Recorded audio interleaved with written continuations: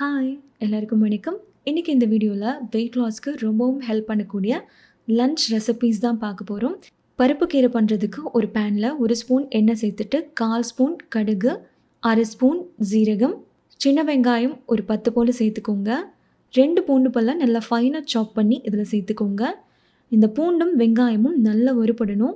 அதோட பச்சை வாசனை போய் கம்ப்ளீட்டாக வறுபடணும். பாருங்கள், இந்த அளவுக்கு வதங்கினதுக்கப்புறமா காரத்துக்காக 5 பச்சை மிளகாய் எடுத்துருக்கிறேன். நான் மிளகாத்தூள் சேர்க்க போகிறது கிடையாது, அதனால் 5 பச்சை மிளகாய் எடுத்துருக்கிறேன். கூடவே 2 மீடியம் சைஸ் பழுத்த தக்காளி எடுத்துருக்கிறேன். இது ரெண்டையுமே இதில் சேர்த்துடலாம். சேர்த்துட்டு ஒரு தடவை நல்லா கிண்டி விட்டுக்கோங்க. இப்போது இதுக்கு தேவையான அளவுக்கு உப்பு, கொஞ்சம் போல் பெருங்காயம் சேர்த்துட்டு ஒரு தடவை நல்லா கலந்துக்கோங்க. க்ளீன் பண்ணி வாஷ் பண்ணி வச்சுருக்கிற பொன்னாங்கண்ணி கீரையை நனைக்கி சேர்த்துருக்கிறேன். மீடியம் ஃப்ளேமில் ஒரு 5 நிமிஷத்துக்கு நல்லா இந்த மாதிரி வதக்கி விடுங்க. கீரை நல்லா சுருண்டு வதங்கி வந்துடும். பாருங்கள், இந்த அளவுக்கு வதங்கினதுக்கப்புறமா 100 கிராம் பருப்பு, 100 கிராம் மைசூர் பருப்பை 3 விசிலுக்கு மஞ்சள் மட்டும் போட்டு ப்ரெஷர் குக் பண்ணிவிட்டு ஒரு பவுலுக்கு நான் மாற்றி வச்சுருக்கிறேன். அதை அப்படியே இதில் சேர்த்துக்கோங்க. சேர்த்துட்டு நல்லா கலந்து விட்டுக்கோங்க. நீங்கள் மைசூர் பருப்புக்கு பதிலாக பருப்பே கம்ப்ளீட்டாக யூஸ் பண்ணலாம். நான் 2 பருப்பு சேர்த்து தான் எப்போவுமே கீரை கூட்டு பண்ணுவேன். டேஸ்ட்டு சூப்பராக இருக்கும். நல்லா கலந்ததுக்கப்புறமா இதில் 1 ஸ்பூன் அளவுக்கு சாம்பார் பவுடர் சேர்த்துக்கோங்க. ஒரு சின்ன நெல்லிக்காய் சைஸ் அளவுக்கு புளியை நான் தண்ணியில் ஊற வச்சுருந்தேன். அதிலேருந்து அந்த புளி தண்ணியை கொஞ்சமாக சேர்த்துக்கலாம். சேர்த்துட்டு நல்லா கலந்து விடுங்க. இப்போ இது நல்லா கெட்டியாகணும். இந்த அளவுக்கு கெட்டியானதுக்கப்புறமா சின்ன ஸ்பூனில் 1 ஸ்பூன் அளவுக்கு மட்டும் நெய் சேர்த்துக்கோங்க. கண்டிப்பாக சேர்த்துக்கோங்க. கூடவே ஃபைனாக சாப் பண்ண மல்லி இலை சேர்த்துட்டு நல்லா கலந்துட்டு ஸ்டவ் ஆஃப் பண்ணிட வேண்டியதான். நம்மளோட கீரை கூட்டு சூப்பராக ரெடி ஆகிடுச்சு. கோவக்காய் கிரேவி பண்ணுறதுக்கு ஒரு பேனில் 1 ஸ்பூன் அளவுக்கு எண்ணெய் சேர்த்துட்டு 1/4 கிலோ அளவுக்கு கோவக்காயை நீளமாக கட் பண்ணி இதில் சேர்த்துட்டு ஹை ஃப்ளேமில் ஒரு 10 நிமிஷத்துக்கு அப்படியே வறுபடட்டும். 10 நிமிஷத்துக்கு கண்டிப்பாக வறுத்து எடுத்துக்கோங்க. நல்லா வறுபட்டதுக்கப்புறமா இது ஒரு பவுலுக்கு நம்ம ட்ரான்ஸ்ஃபர் பண்ணிடலாம். இப்போ அதே பேனில் 1/2 ஸ்பூன் அளவுக்கு மட்டும் எண்ணெய் சேர்த்துக்கோங்க. 1/2 ஸ்பூன் ஜீரகம், கொஞ்சம் போல் கடுகு சேர்த்துக்கோங்க. கொஞ்சமாக கருவேப்பிலை, ஒரு மீடியம் சைஸ் வெங்காயத்தில் பாதி அளவுக்கு மட்டும் நான் ஸ்லைஸ் பண்ணி சேர்த்துருக்கிறேன். இது நல்லா வறுபடணும். கூடவே ஒரு 2 பூண்டு பல்லை இந்த மாதிரி ஃபைனாக சாப் பண்ணி இதில் சேர்த்துருக்கிறேன். இந்த வெங்காயமும் பூண்டும் நல்லா வறுபடணும். நல்லா வறுபட்டதுக்கப்புறமா ஒரு மீடியம் சைஸ் தக்காளியை இதில் சேர்த்துக்கலாம். தக்காளி சேர்த்துட்டு லைட்டாக ஒரு தடவை வதக்கி விட்டுக்கோங்க. இப்போ நம்ம ஃப்ரை பண்ணி வச்ச கோவக்காயை இதில் சேர்த்துட்டு இதுக்கு தேவையான அளவுக்கு உப்பு, கொஞ்சம் போல் பெருங்காயத்தூள், காரத்துக்காக ஒரு 1/2 ஸ்பூன் அளவுக்கு மிளகாய்த்தூள் சேர்த்துருக்கிறேன். சேர்த்துட்டு ஒரு 5 நிமிஷத்துக்கு, அதாவது இந்த தக்காளி நல்லா மசியாக வதங்கணும், அந்த அளவுக்கு நல்லா குக் பண்ணி எடுத்துக்கோங்க. தக்காளி நல்லா வதங்கினதுக்கப்புறமா குழம்பு தூள் 1 ஸ்பூன் அளவுக்கு சேர்த்துட்டு கொஞ்சம் கொஞ்சமாக தண்ணி சேர்த்து நல்லா கலந்து விட்டுக்கோங்க. இதுக்கு தேவையான அளவுக்கு தண்ணி சேர்த்து இப்போ இந்த கிரேவி நல்லா திக்காக ஆகணும். அந்த அளவுக்கு நம்ம நல்லா குக் பண்ணி எடுத்துக்கலாம். இந்த அளவுக்கு நல்லா கெட்டி ஆகணும். இப்போ கோவக்காயும் நல்லா சூப்பர் சாஃப்டாக வெந்து வந்திருக்கு பாருங்கள்.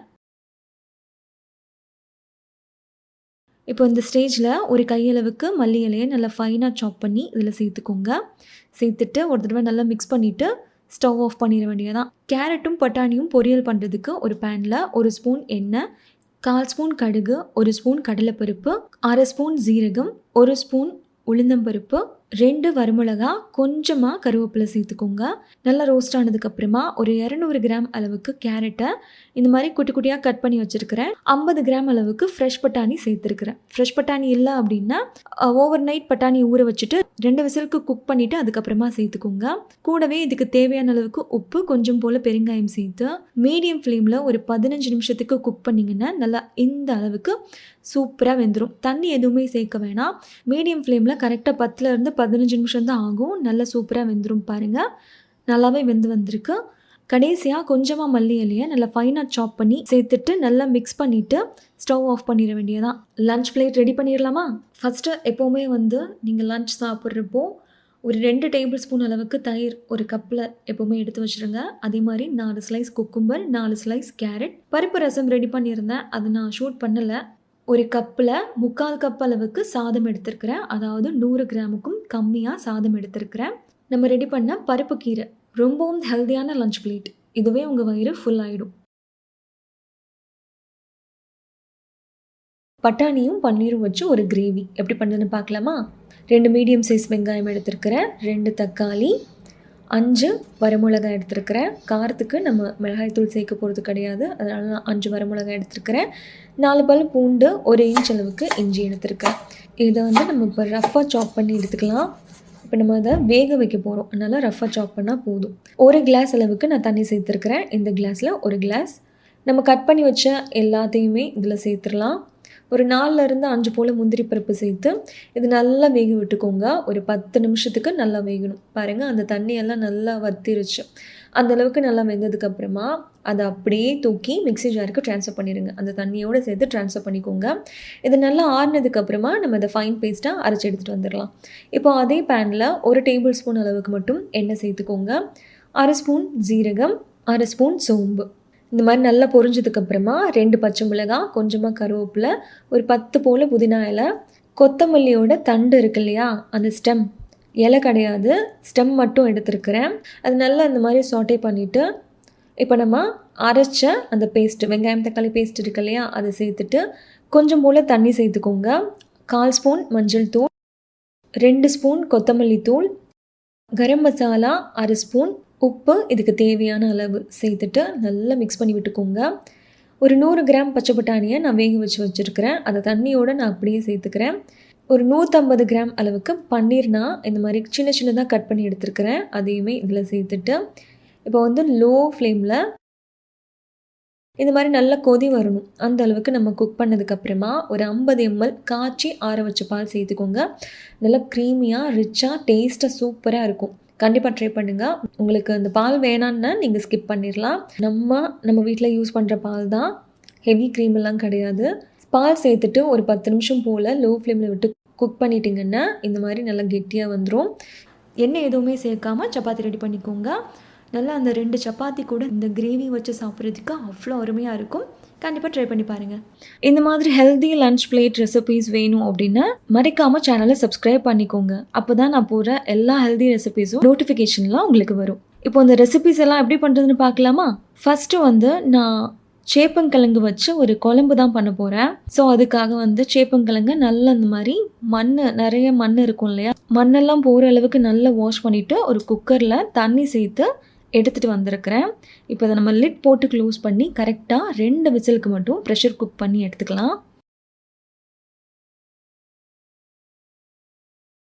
2 விசிலுக்கு மட்டும் ப்ரெஷர் குக் ஆகட்டும். பாருங்கள், 2 விசில் வந்ததுக்கப்புறமா ப்ரெஷர் கம்ப்ளீட்டாக இறங்கினதுக்கப்புறமா லிட்டு ஓப்பன் பண்ணிங்கன்னா இந்த மாதிரி ஈஸியாக உங்களுக்கு அந்த சேப்பங்கிழங்கு வந்து ஸ்கின் பீல் பண்ண உங்களுக்கு வரும். இந்த மாதிரி எல்லாமே வந்து நம்ம ஸ்கின் ரிமூவ் பண்ணி எடுத்துக்கலாம். ரிமூவ் பண்ணதுக்கப்புறமா இந்த மாதிரி ரஃப்பாக சாப் பண்ணிக்கோங்க. ரொம்ப பெருசாக இருக்கிற கிழங்கெல்லாம் இந்த மாதிரி ரஃப்பாக சாப் பண்ணி எடுத்துக்கோங்க. சாப் பண்ணியாச்சு.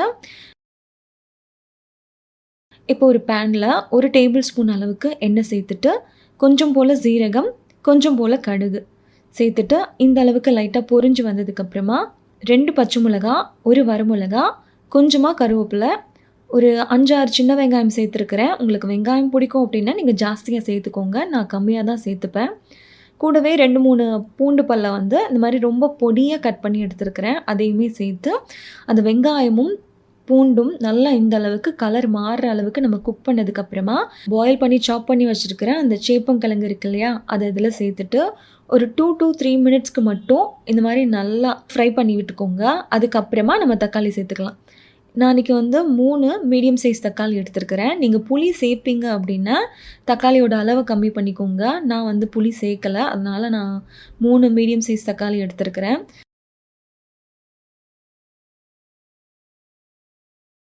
தக்காளி சேர்த்துட்டு இப்போ இது கூடவே வந்து தேவையான அளவுக்கு உப்பு, ஒரு 1/4 ஸ்பூன் போல் மஞ்சள் தூள், பெருங்காயம் கொஞ்சமாக சேர்த்துக்கோங்க. சேர்த்துட்டு அந்த தக்காளி இப்போ நல்லா மசியணும். அந்த அளவுக்கு நம்ம நல்லா குக் பண்ணி எடுத்துக்கலாம். பாருங்கள், இந்த அளவுக்கு மசிய வதங்கினதுக்கப்புறமா வீட்டில் நம்ம ரெகுலராக யூஸ் பண்ணுற குழம்பு தூள் தான் சேர்த்துருக்குறேன். இது வீட்டில் பண்ணது தான். நீங்கள் வந்து உங்கள் வீட்டில் பண்ண குழம்பு தூள் யூஸ் பண்ணிக்கோங்க. இல்லை கடையில் வாங்குறது தான் யூஸ் பண்ணுவீங்க அப்படின்னா அது உங்களோட சாய்ஸ். நீங்க என்ன யூஸ் பண்ணுவீங்களோ அந்த குழம்பு தூள் யூஸ் பண்ணிக்கோங்க. நான் இன்னைக்கு 2 ஸ்பூன் அளவுக்கு குழம்பு தூள் சேர்த்து, கூடவே குழம்புக்கு தேவையான அளவுக்கு தண்ணி சேர்த்து, மீடியம் ஃப்ளேமில விட்டு ஒரு 15லேருந்து 20 நிமிஷத்துக்கு குக் பண்ணிங்கன்னா, நம்மளோட குழம்பு வந்து சூப்பரா ரெடி ஆயிரும். பாருங்க, இந்த அளவுக்கு நல்லா திக்கானதுக்கப்புறமா உப்பெல்லாம் சரியா இருக்கான்னு செக் பண்ணி பார்த்துட்டு, கடைசியா ஒரு கையளவுக்கு மல்லி இலைய தூவி விட்டு இறக்குனீங்கன்னா, நம்மளோட சேப்பங்கிழங்கு குழம்பு சூப்பர் டேஸ்ட்ல ரெடி ஆயிரும். இப்போ இது ஓரமா இருக்கட்டும். கொண்டைக்கடலை மசாலா எப்படி பண்ணுறதுன்னு பார்க்கலாமா?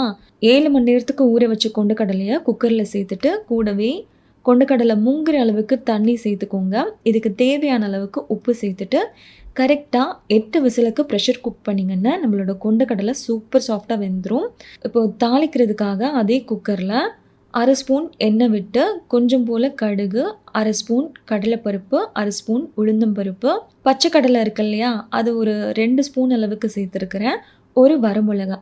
நல்லா இந்த அளவுக்கு ரோஸ்ட் ஆனதுக்கப்புறமா நம்ம வேக வச்ச அந்த கொண்டைக்கடலையை இதில் சேர்த்துட்டு, கூடவே லைட்டாக உப்பு சேர்த்துக்கோங்க. ஆல்ரெடி உப்பு சேர்த்து தான் நம்ம வந்து பாயில் பண்ணோம் இல்லையா, ஸோ கொஞ்சம் போல் மட்டும் உப்பு சேர்த்துக்கலாம். பாருங்கள், நல்லாவே வெந்து வந்திருக்கு.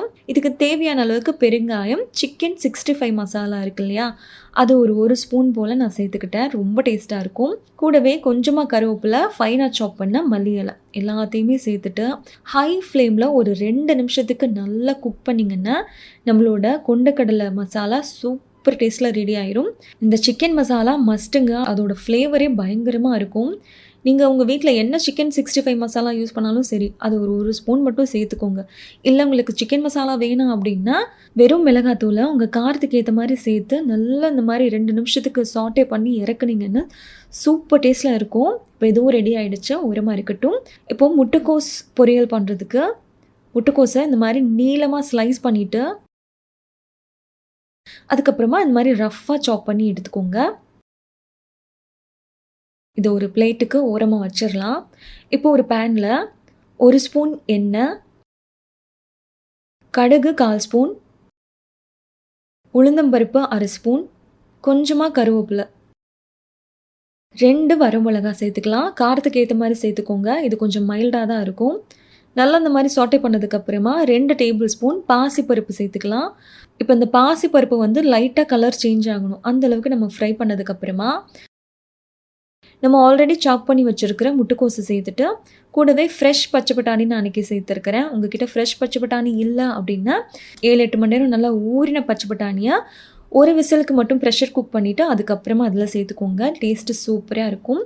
இந்த முட்டைக்கோஸ் பொரியலில் இந்த பருப்பும் பச்சை பட்டாணியும் சேர்த்து பண்ணுறது தான் ஹைலைட்டே. பயங்கர டேஸ்ட்டில் இருக்கும். ட்ரை பண்ணியிருக்கீங்க அப்படின்னா கமெண்ட்டில் சொல்லுங்கள். ட்ரை பண்ணதில்லை அப்படின்னா ட்ரை பண்ணி பார்த்துட்டு எப்படி இருந்துச்சுன்னு கமெண்ட் பண்ணுங்கள்.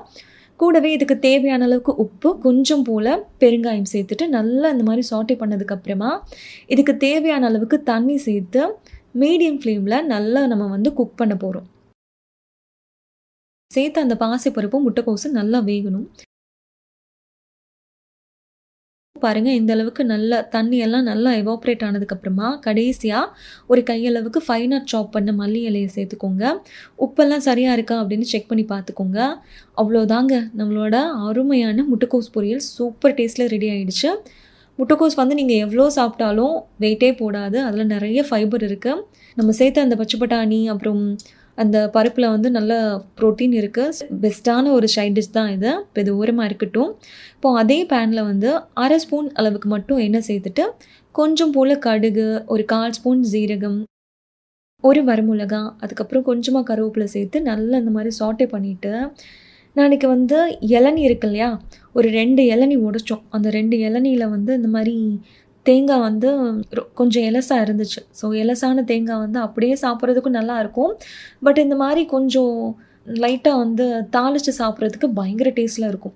இப்போ இது கூடவே வந்து உப்பு தேவையான அளவுக்கு சேர்த்துட்டு ஹை ஃப்ளேமில் ஒரு 2 நிமிஷத்துக்கு மட்டும் நல்லா இந்த மாதிரி சாட்டே பண்ணிங்கன்னா அவ்வளோ டேஸ்ட்டாக இருக்கும், அருமையாக இருக்கும்.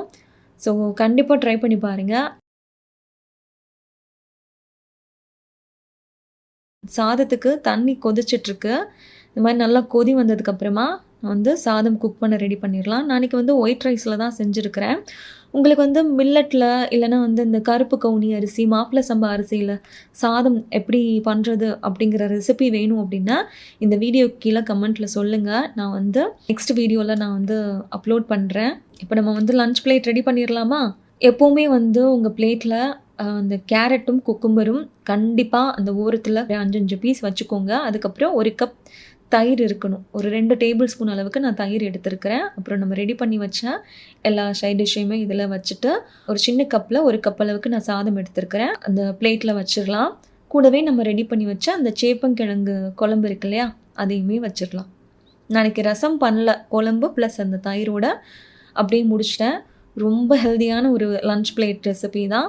இதுக்கு மேலே வந்து கண்டிப்பாக உங்களால் சாப்பிடவே முடியாது. அந்த சைட் டிஷ்ஷு, அப்புறம் குக்கும்பர், கேரட்டு, தயிர் இதெல்லாம் சாப்பிட்டாலே வந்து வயிறு நிறைஞ்சிரும்.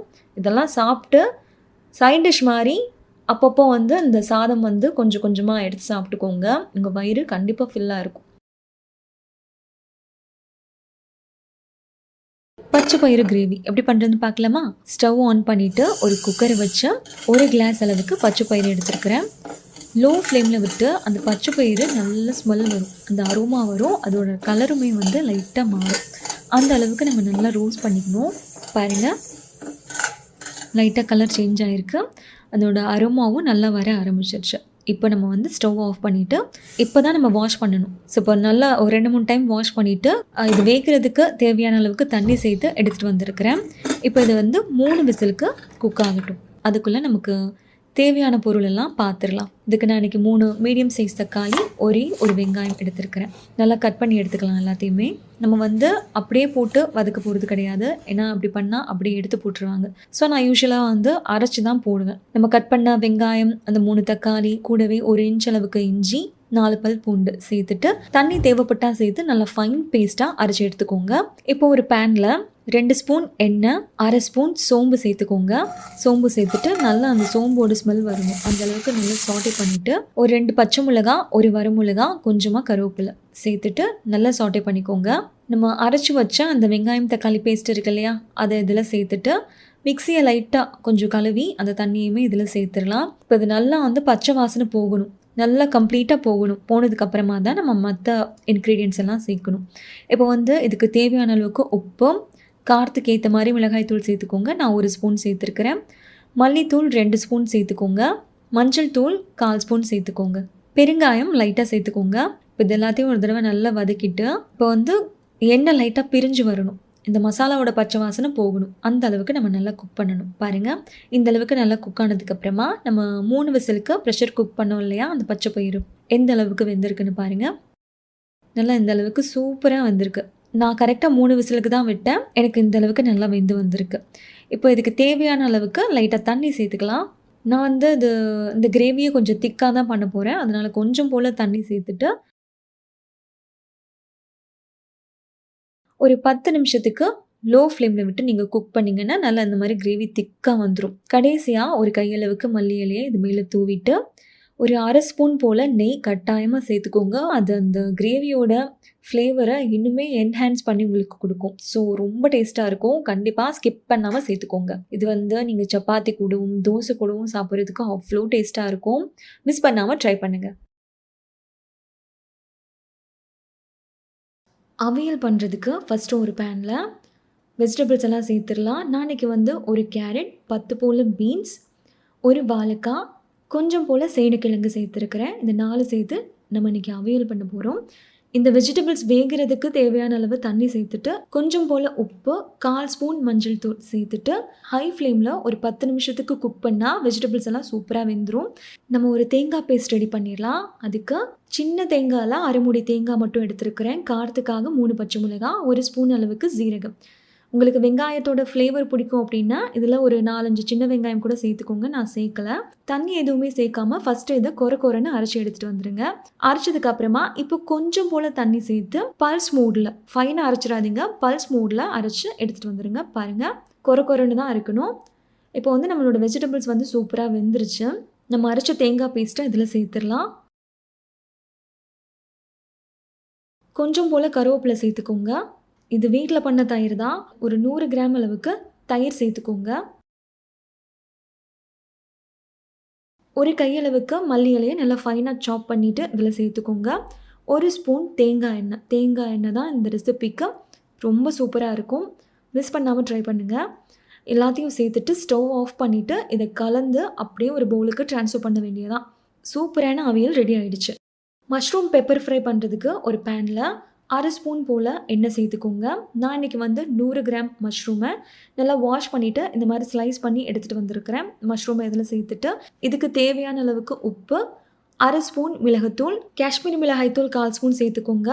மிளகாய்த்தூள் உங்கள் காரத்துக்கு ஏற்ற மாதிரி சேர்த்துக்கோங்க. நான் 1/2 ஸ்பூன் சேர்த்துருக்கிறேன். கொஞ்சம் போல் பெருங்காயம் சேர்த்து ஹை ஃப்ளேமில் தண்ணி எதுவுமே சேர்க்காமல் நல்லா குக் பண்ணி விட்டுக்கோங்க.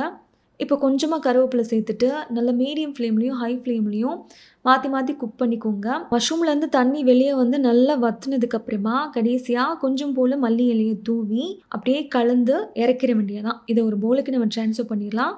மஷ்ரூம் பெப்பர் ஃப்ரை சூப்பர் டேஸ்ட்டாக ரெடி ஆயிரும். சிம்பிள் ரெசிபி தான், ஆனால் பயங்கர டேஸ்ட்டாக இருக்கும். இப்போ அதே பேனில் 1 ஸ்பூன் அளவுக்கு எண்ணெய் சேர்த்துக்கோங்க. கடுகு கொஞ்சம் போல் சேர்த்துக்கோங்க. ஜீரகம் 1/4 ஸ்பூன், கடலைப்பருப்பு 1 ஸ்பூன், பாசிப்பருப்பு ஒரு 2 கையளவுக்கு சேர்த்துருக்கிறேன். அதாவது ஒரு 3 டேபிள் ஸ்பூன் அளவுக்கு சேர்த்துருக்கிறேன்.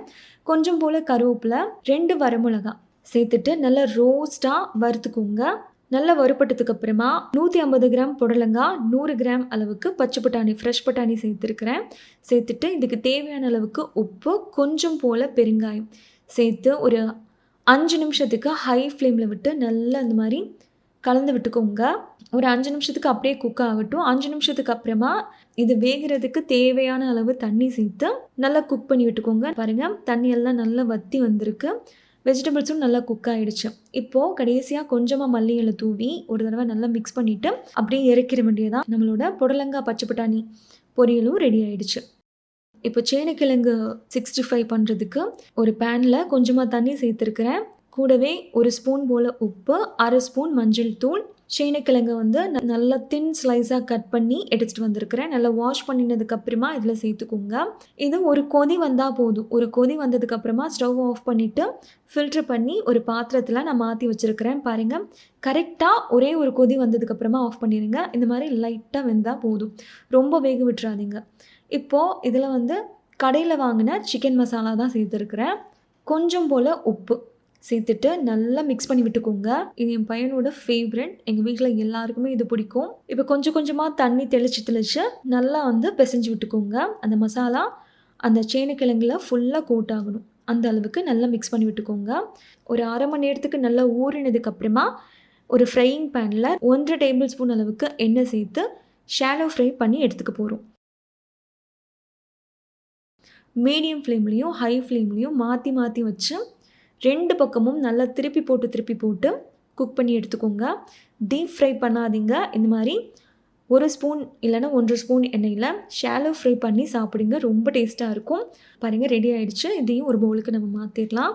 லன்ச் பிளேட் ரெடி பண்ணிடலாமா? ஃபஸ்ட்டு எப்பவும் போல் 4 ஸ்லைஸ் குக்கும்பர், 4 ஸ்லைஸ் கேரட் நம்ம ரெடி பண்ணி வச்ச அந்த கிழங்கு ஃப்ரை, அப்புறம் பருப்பு ரசம் பண்ணியிருந்தேன், புடலங்காய் பட்டாணி போட்டு பொரியல், அவியல், மஷ்ரூம் பெப்பர் ஃப்ரை. ஒரு கப்பில் ஒரு 70 கிராம் அளவுக்கு மட்டும் ரைஸ் எடுத்துருக்கிறேன். பருப்பு கீரை தான் பண்ணியிருந்தேன். ஃபஸ்ட்டு ரெசிபிலேயே நான் பருப்பு கீரை அவங்களுக்கு காமிச்சிருக்கேன். இந்த ஹெல்தி லன்ச் பிளேட் நீங்களும் கண்டிப்பாக ட்ரை பண்ணி பாருங்கள். இந்த ரெசிபி உங்களுக்கு பிடிச்சிருந்தா லைக் பண்ணுங்கள், ஷேர் பண்ணுங்கள். கோகிலா கிச்சன் சேனலுக்கு சப்ஸ்கிரைப் பண்ணுங்கள். நன்றி, வணக்கம்.